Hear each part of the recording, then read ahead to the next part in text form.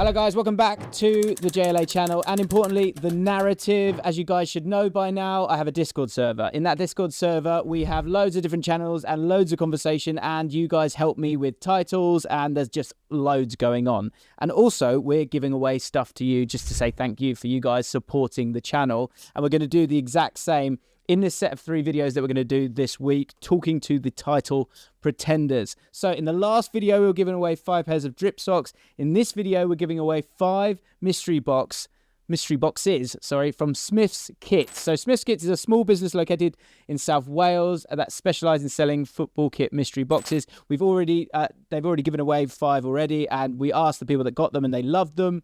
And so if you want to get involved, first of all, there's a link in the description. It's a great Christmas gift for anyone, especially people that are into football. But also a randomly selected 10% of all orders will include a random club scarf absolutely free. So if you're looking to try and get yourself a Christmas gift for someone, then it's a great place to go. Connor, who's the main man at Smith's Kits, has been brilliant as well in terms of helping us give stuff to you guys. So go check them out. And also, if you use the code JLA, you get 10% off. So, if you want to win one of the 5 mystery boxes that we'll give away from this episode, join the Discord server. There's a link in the description for that. And write down your name down below in the comments, and we will pick 5 of you. Right, let's get into this and let's talk about Arsenal. We've had some technical difficulties. We had 4, then we had 3, and now we've got 2. Which is fine because it's Alfie and it's Tom from the Arsenal Discord server. Amazing. And hi, James. We're about to get into the weeds here when it comes to Arsenal. I think first things first, I'm going to kind of go to what I started with the Liverpool video as well, because I wanted to know what's the good side of it before we get into the question marks around Arsenal and Arsenal possibly being a team that could go and win the title. So let me come to you first, Alfie. What do you consider the main strengths of this Arsenal side? I think you have to look at the defensive side of things. Look at all the metrics. We're the best defensive team in the league, particularly after City's sort of vulnerable performance yesterday defensively. And I think just our out of possession, I'm not an expert in the tactical side of things, but I point people towards John McKenzie's stuff on TIFO where he talks about our out of possession structure. So good at regaining the ball. I think both Declan Rice and Kai Havertz have helped with that. People scorn at the Havertz comment, but he's really good in terms of in the duels. He's got much better defensive output in terms of tackles, interceptions than Granit Xhaka, and he's essentially replaced Xhaka in the team. So I'd say defensively at the moment, there's a lot of talk about how our attacks maybe not clicking as well as last season, but I think the defensive side of things, all you've got to do is look at the fact we've conceded just 10 goals all season, but also all those defensive metrics. We're not giving teams a sniff, and it's because of how dominant we are in terms of, having all of the ball, having all of the touches in the final third. So at the moment, I'd say that's the real positive side. I think if you spoke to most Arsenal fans, they'd say that. Obviously, Saliba is a massive part of that. If we were to lose him like we did at the back end of last season, a little bit worried. But I think he's the best centre-back in the Premier League, and so that's obviously a big bonus. But yeah, I think that the whole narrative around Arsenal at the moment is that sort of balance between sterile domination and possession and, elite controlling of football matches. So that's where I'd say we're at the moment in terms of the good stuff. Would you agree with that, Tom, in terms of the strengths, or is there any sort of elements that you feel like are being missed there or generally being overlooked when people are sort of broadly talking about Arsenal? I'd say very much agree with the defensive point. We are the best defensive side in the entire league. There's no question about that. Our expected goals against is the lowest.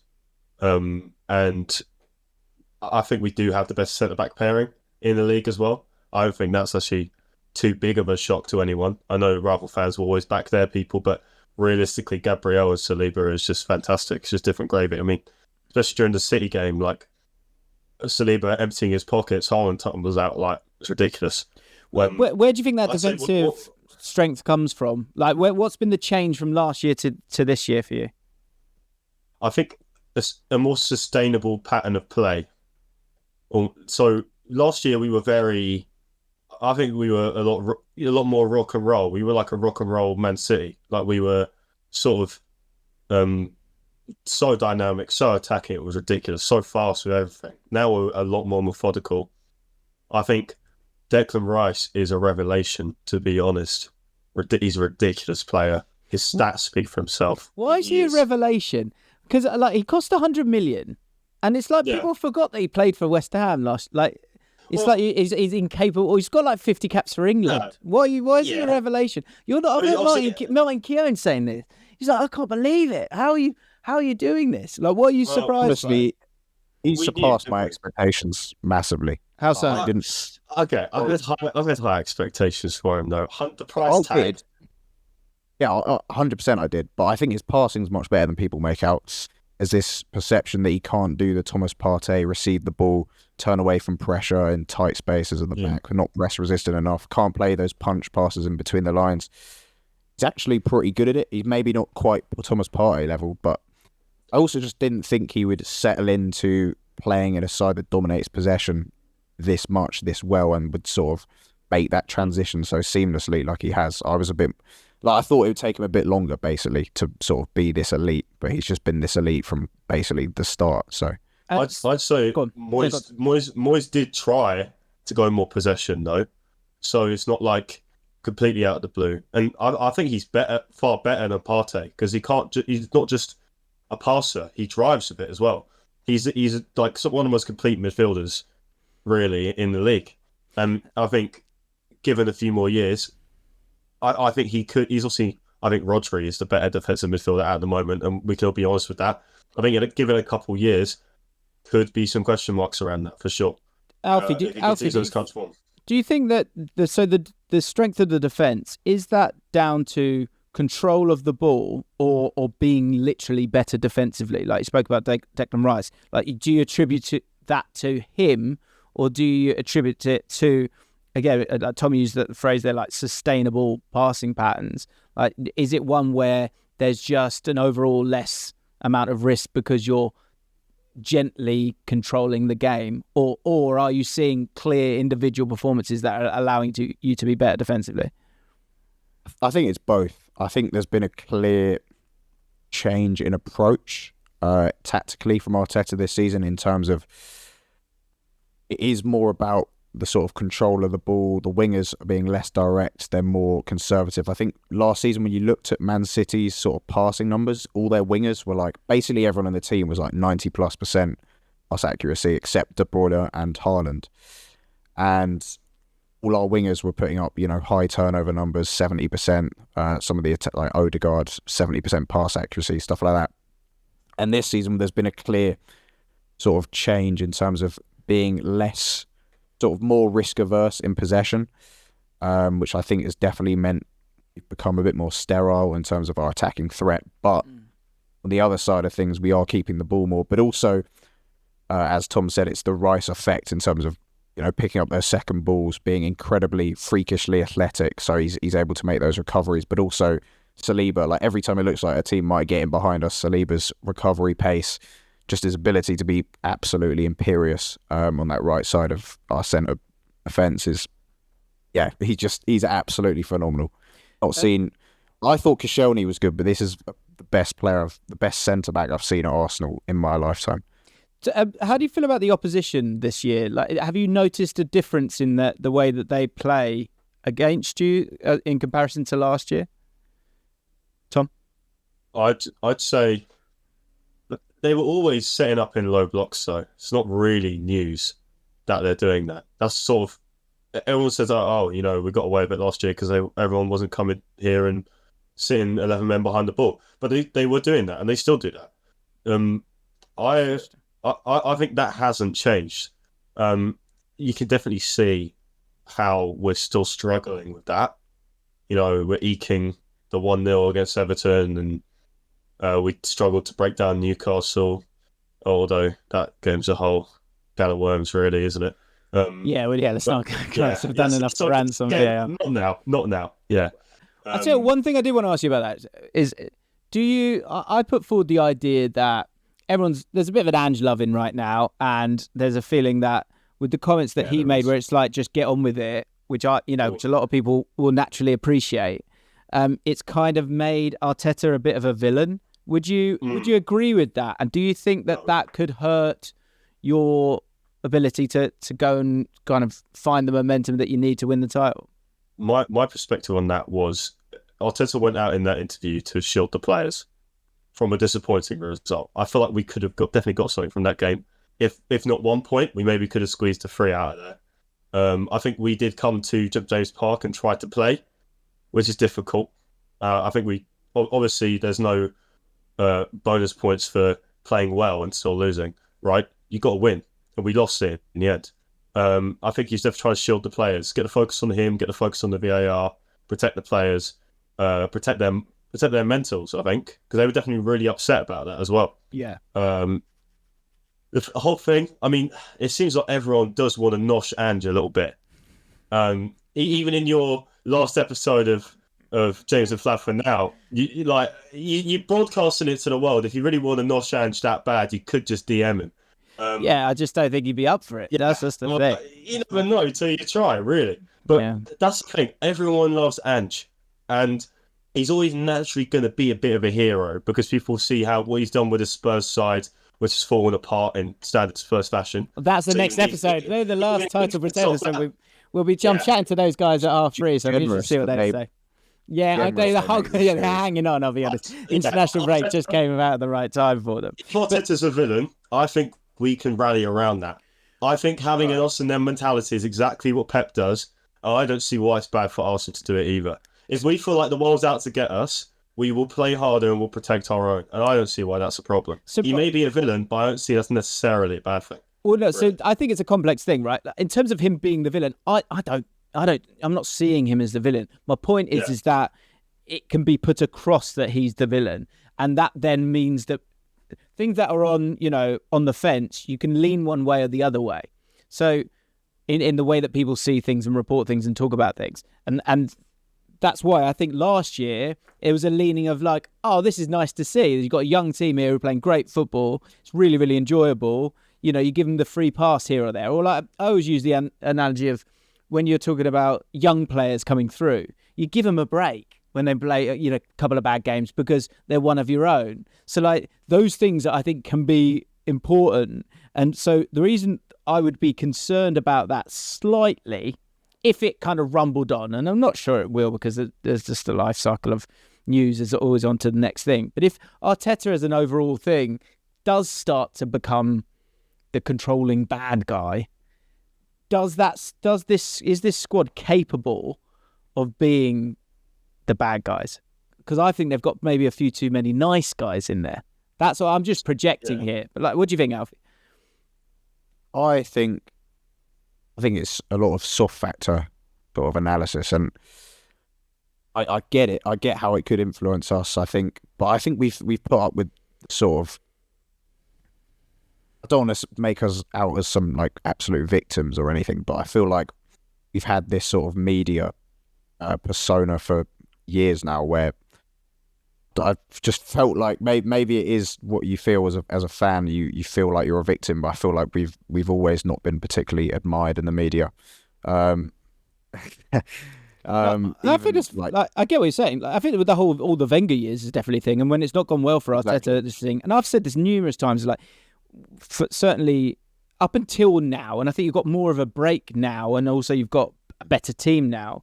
But it's more of a story of Man United are doing bad or Arsenal are doing bad or any team's doing bad when they're doing good. And so I wouldn't know what that's like. We're massive. It's because you're massive, yeah. And I imagine that's probably that's one of the pitfalls of it, is that's when people are going to kind of circle around it. But like I have heard some Arsenal fans feeling that like the last couple of results, certainly the Newcastle one, it felt like it was like a sort of kick to the stomach. Here's a question for you both: are you enjoying this season more than last season, or no? Why not? No, not for me. Last season was my favourite season watching us. Too young to remember the Invincibles, but in terms of being a match-going fan, the atmosphere, just every match there, couldn't wait for it. What's the main difference? Style of football. I think because the expectations have risen, it's a lot more tense, and because of how last season ended, we know how relentless we have to be to keep up with this Manchester City side. every point feels absolutely massive. Whereas last season there was a lot more of sort of light feeling around the club. It was we were sort of overperforming our expectations. So if we won the title, it would be a bit of a bonus. Obviously, it got a bit tense near the end, but during the season, it was like, how are we even competing with Manchester City? Whereas now, because of the summer we had as well, how much money we spent, kind of expected to be up there, and it's making it a lot more intense. I'm still like really enjoying it because we're very, very good. It's just not as light and sort of carefree, if you know what I mean. I'd make the clarification that I don't enjoy the football as much, but I enjoy the results a lot more. Because last year, we lost that game to Man United. That upset me, obviously. But this year, beat them at home, as we did, last year as well. But we beat City at home. Great result. That was buzzing. Was the football particularly exciting? No. Are we getting better results? Yes. If you told me beginning of the year, the first team you're going to lose to is Newcastle, and you're going to beat City, and you're going to beat United, and you don't talk about the Spurs result and the Chelsea result, just don't mention them to me. But if you told me we're only going to lose against Newcastle, I'd bite your hand off for it. I'd love to beat City. So I'm preferring the results this year, but the style of play is not as fun. So, okay. Two things to not finish off here, but conclude. First of all, are you better than last year? Alfie? It's a tough question. I think we are in a better position to finish the season more strongly because I think our squad's more malleable. There's more depth. We're definitely better defensively, but I think in terms of all indicators, XG, all other metrics, touches in the attacking penalty, just goals, the surface level stats, we are a worse attacking team, if we're being honest. By a way, right? There are two sides, but there are two sides of the game, and obviously the defensive side matters. And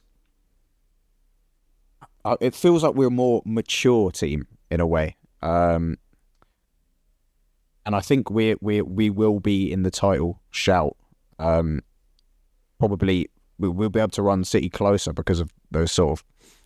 I think we'll hit form kind of like City do, where they go on that massive run at the end of the season. I think we could do a similar thing this season. Tom, do you think you're better? And you kind of because there I is. Think we're also. Sorry, go on now. Go on now. Finish off.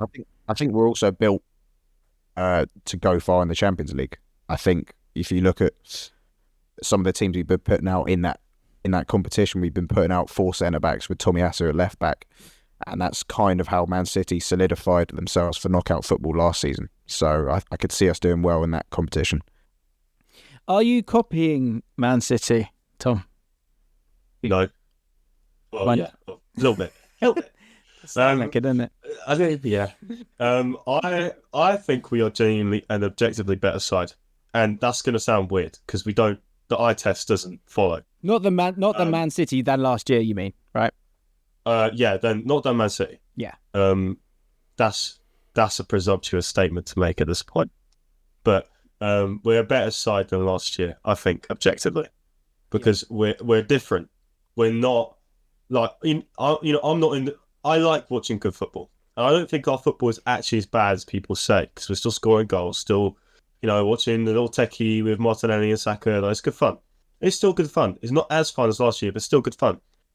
We're not Spurs. We're not here just to play good football. We're here to win things. That's the alien concept to them, but we are here to win things. And we have a sustainable squad. Our squad players are all stepping up. Trossard, Jorginho as well. Genuinely been playing one of our better players in a couple of games, which is shocking to me. Tomiyasu has been fantastic. I've loved him since we got him. But it's really been his season, I think. With the Timber injury, him stepping in on that left back side, showing he could do the attack and the defence just as well. He's a beast. I think we are built to go further in all competitions, and we're built to survive injury crises. Obviously, we have 3 players who I think, if got injured, we are in a crisis, and that is Saliba, Declan Rice, and Saka. I think if those three any of those three get injured, we are in a bit of trouble. But that's better than. I think we can deal without Saka. We beat City. Yeah, without Saka. Yeah, I think You Jesus. think long term you can do without Saka? Jesus is really good on the right. Would you really back that, though? Would you really back that? I think you got like Saliba and Rice are the two absolutely imperative cogs, and without them, don't have a natural replacement. Obviously, I don't think you've got a natural replacement for Saka either. Yeah, but we could get away with without him for a few games, if you know what I mean. Whereas I think genuinely without Saliba, our whole defensive structure gets significantly worse. Imagine he breaks his leg tomorrow, and now we've got Reece for the rest of the season. Okay, obviously, that's better. I love Reece. But I don't think we'd be in a good position. I think Declan Rice and Saliba are more important because we are a defensive side this year. But still, you wouldn't want to see Saka go. That's just true. So, and also, I think one thing to touch on is, you've beaten. This is where the amazing thing is that you've beaten teams. You've had 5-0 wins. You've had 4-0 wins. But they get completely forgotten. But the football's still boring, isn't it? But I think the problem you're having is the expectations have gone up. We're spoiled. And it's getting to a point where there's a lot less risk. I do think when I look at your set piece like XG, it's like 4. You've scored 8. Something I personally will be looking into after this because I think that's interesting. But again, are these the ugly parts that bring a title? Like it felt like last year was a bit too soft, a bit too romantic maybe, and once it got near the end, it was just bits of the machine were sort of falling off a little bit. It feels a lot more solid this year for Arsenal, and essentially, although it is uglier, that is what you're banking on. And I want to get your final thoughts on how you feel the season will go. Now, last year you got 84 points, but that's 2.2. You need 2.2 points per game. You need to get 90 points, which is generally the average to win the title. You need 2.36. So far this season, without doing the maths, do you think you've got more or less than the 2.2 that you had last year? And do you think you're at 2.36? Do you think you're getting enough? Do you think at the moment you're getting enough points to win the league? Quick answer. I'd say we're just off it. Just off it, I think. Okay, so I'll tell you. Look at the table. So we're only 1 point behind. Absolutely, you're only 1 point behind. But as a general understanding, you need 90 points to win the league. Generally, although maybe it'll be different. Maybe it'll be different this year, right? So you're currently on less than last year. You're currently on 2.25. So you actually got more than last year currently, but obviously you fell away pretty horrifically near the end of it all. So one thing that the Liverpool fan Ali said, he said that Liverpool would finish above Arsenal. And the reason he said that would be the case was because of Arteta's galaxy brain. So that's something let me land. Try, but no one ever explains it. Hang on. So the final thing with Arteta and the changes that he's made, because I think I'll be honest, I think you're both hoping you're better. You're not certain you're better, and that's why we're having this conversation now, because you can't really suggest if it is or isn't. But I guess a similar vague question: do you think that the twiddling around that Arteta kind of wants to do you think that will get you more points, or will it lose you some key points at a key moment? And with that in mind, where do you think Arsenal will finish this year? How many points as well? I have to give you that as well. I'll ask you that as well. Pep twiddles. He twiddles, and he's allowed to. And he gets trebles, doesn't he? Yeah. So why does his understudy, as people will definitely see it, when he twiddles, is suddenly a problem? I think if it works, it works. I like his subs against Man City ended up winning. Like, absolutely. He's playing chess, and sometimes he gets gambited. He just gets messed up. So does everyone. I mean, you see Pep against Chelsea. Like, his tactical choices in that game really didn't work out. So you do win some and you do lose some. I think overall Arteta's changes this season have been pretty successful.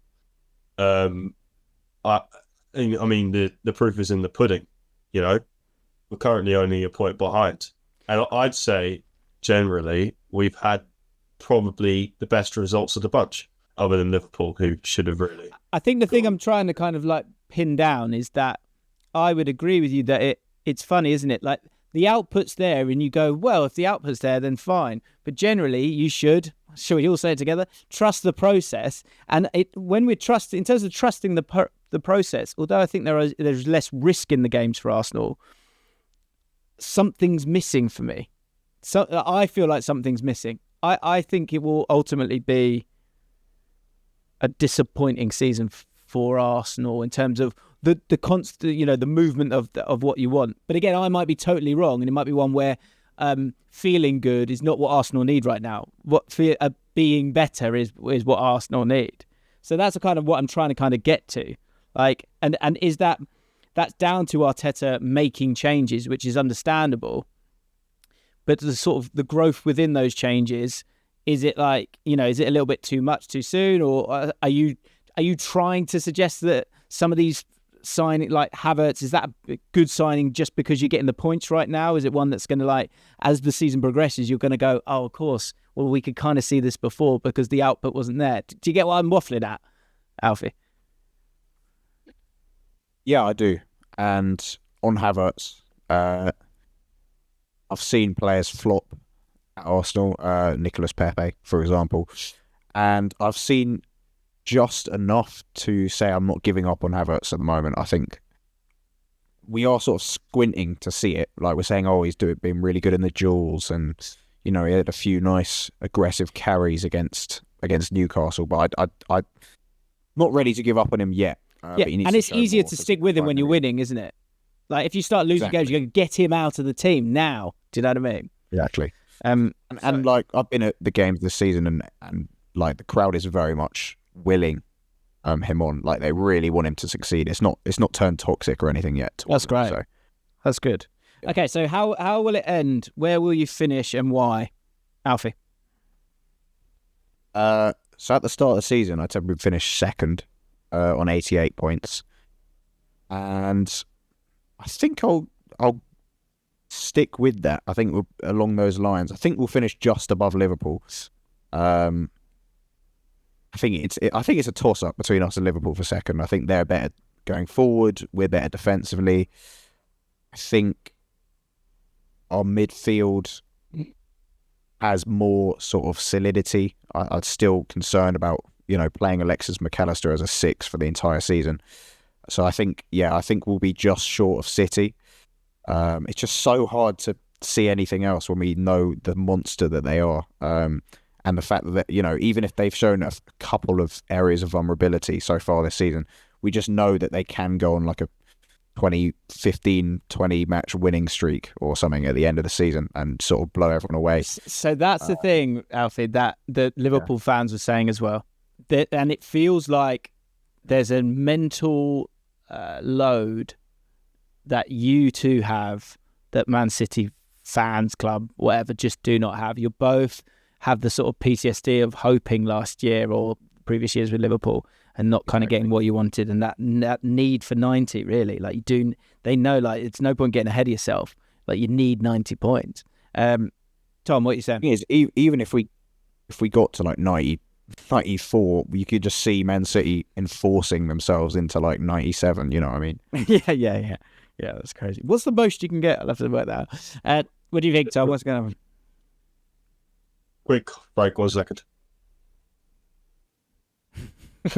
My bad. Let me clear my throat.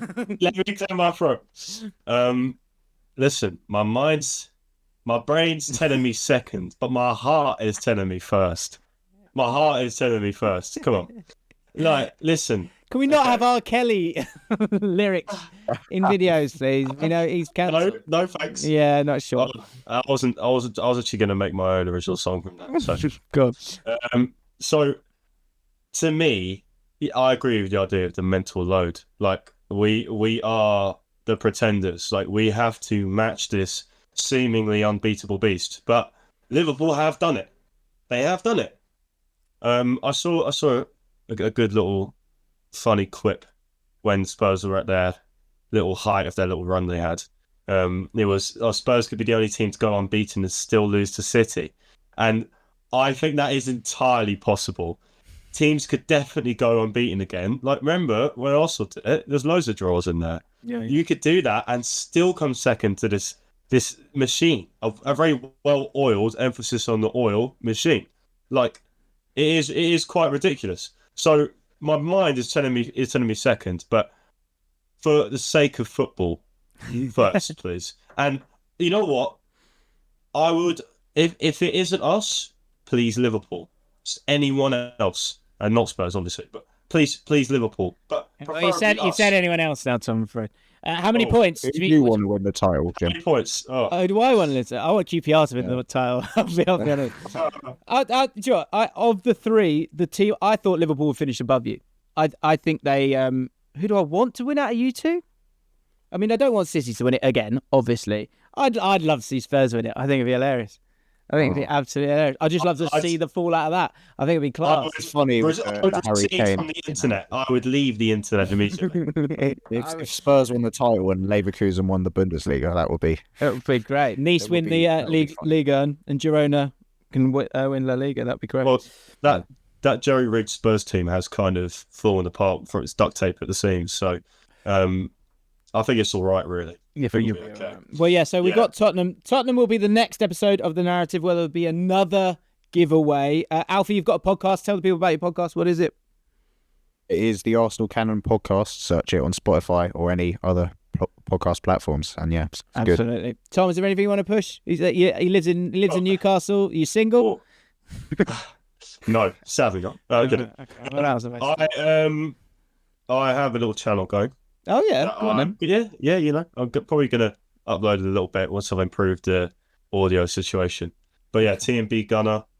I've been on a couple of episodes of The Narrative, so you might have seen me there. But yeah, I would like to, start maybe put some stuff on there. So if you're interested, drop a little subscribe. All right, links will be in the description. If you want to win a mystery box, then join the Discord server and then write in the comments down below your name. And tell you what, give me a reason why I should choose you. Thank you so much. Make sure you check out the Liverpool video and make sure you check out the Spurs video. That's going to be very, very interesting. Thank you so much, boys. Up the narrative. Speak soon.